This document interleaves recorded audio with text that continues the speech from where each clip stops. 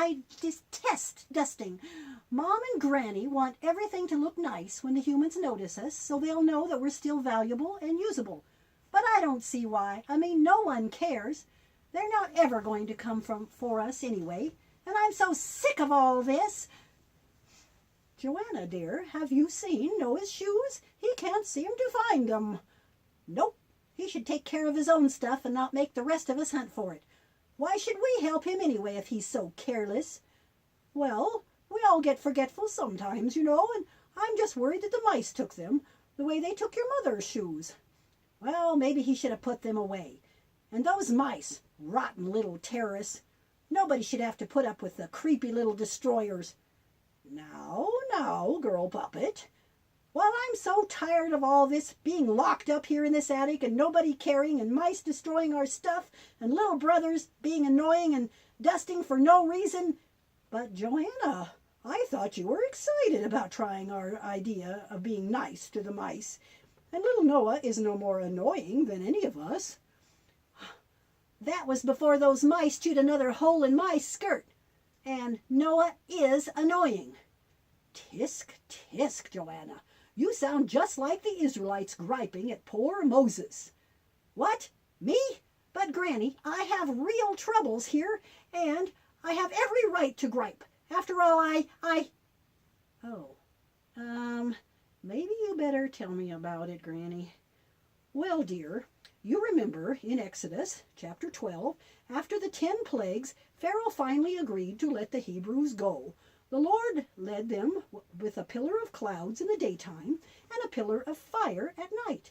He didn't take them in a straight line to the promised land, but around through the desert to avoid an unfriendly country.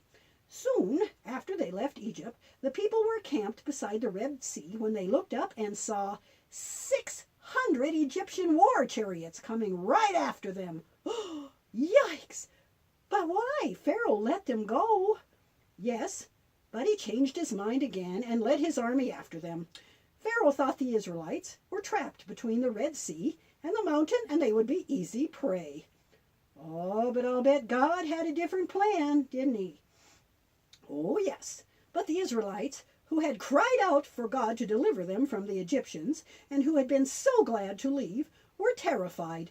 They cried out to God again and then turned to Moses, saying, "Were there no graves in Egypt that you brought us here to the desert to die? Didn't we say to you in Egypt to leave us alone and let us serve the Egyptians? It would be better to serve the Egyptians than to die in the desert." Well, but that's not true. They wanted to leave. So Moses told them not to be afraid and that God would deliver them. God told Moses to stretch out his hand over the sea, and when Moses did, the waters parted. There was a wall of water on each side, and the Israelites passed between them on dry ground. Wow, talk about deliverance! Then Pharaoh and his army followed, but God made the wheels fall off of their chariots. Oh, that would slow them down some. Well, it did. And when Israel was all across, God told Moses to stretch out his hand again over the sea, and the water closed over the Egyptians, and they were all killed.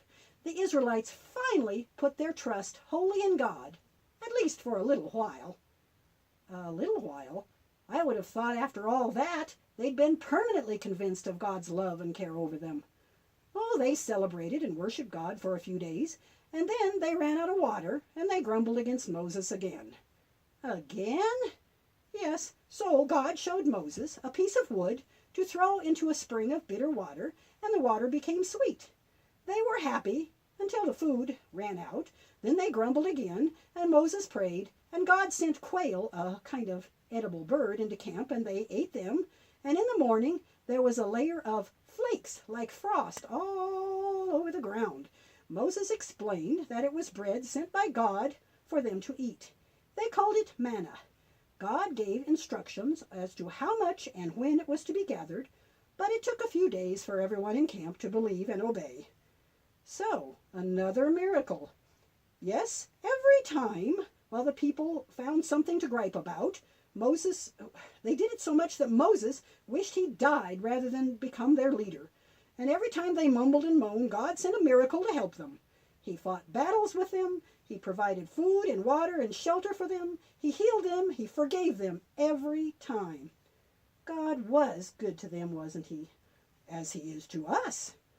But in the 11 months it took them to reach the borders of the Promised Land, they never did stop grumbling.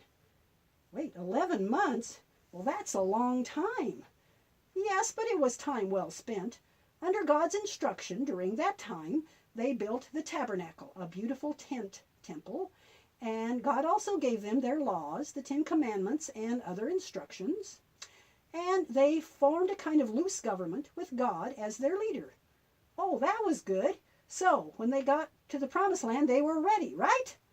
No, not quite, I'm afraid. Oh, for goodness sakes, now what? Well, it was all that grumbling and their lack of trust.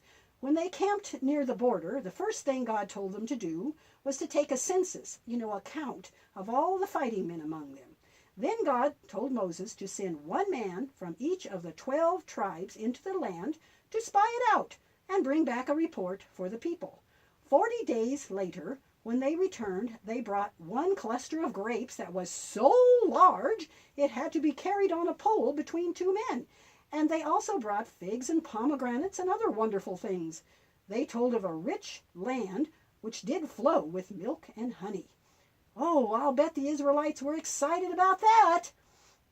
Well, they would have been, except that all but 2 of the spies said that the people living in the land were huge and powerful, and that Israel would never defeat them, and that they would die trying. Oh, don't tell me. The people turned against Moses again. Right. They were terrified again. They wept aloud and said, "Why didn't we stay in Egypt instead of dying in the desert?" And they said they should choose another leader and go back to Egypt. The other 2 spies, Joshua and Caleb, cried out, "No, no, God is with us, and with his help we can take the land." But Israel wanted to stone them. Grief. How blind can these humans be? After all God did for them, and I have been acting like them, haven't I? I'm sorry, Granny, about all my griping. So tell me, what happened to the Israelites? Well, God became extremely angry, and so did Moses. They said the same thing you just said.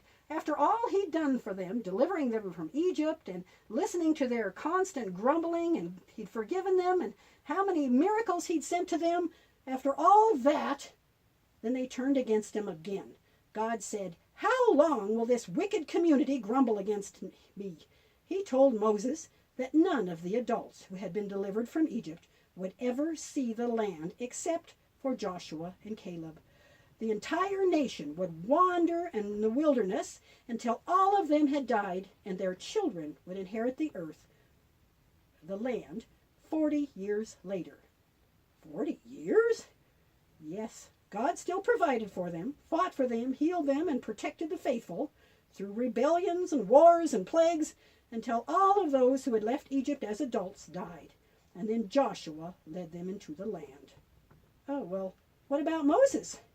Sadly, Moses also died, but just before he died, God took him to a high mountain and let him see the land before he died.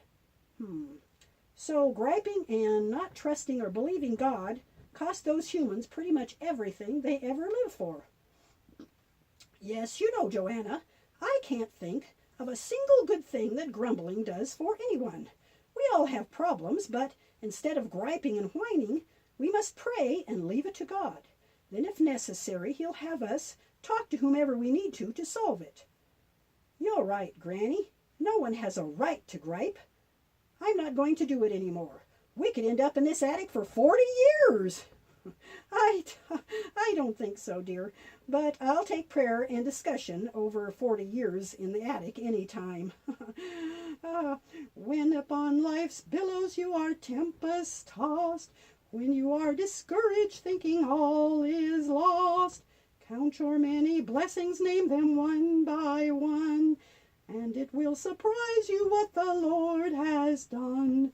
Count your blessings, name them one by one. Count your blessings, see what God has done. Count your blessings, name them one by one. Count your many blessings, see what God has done.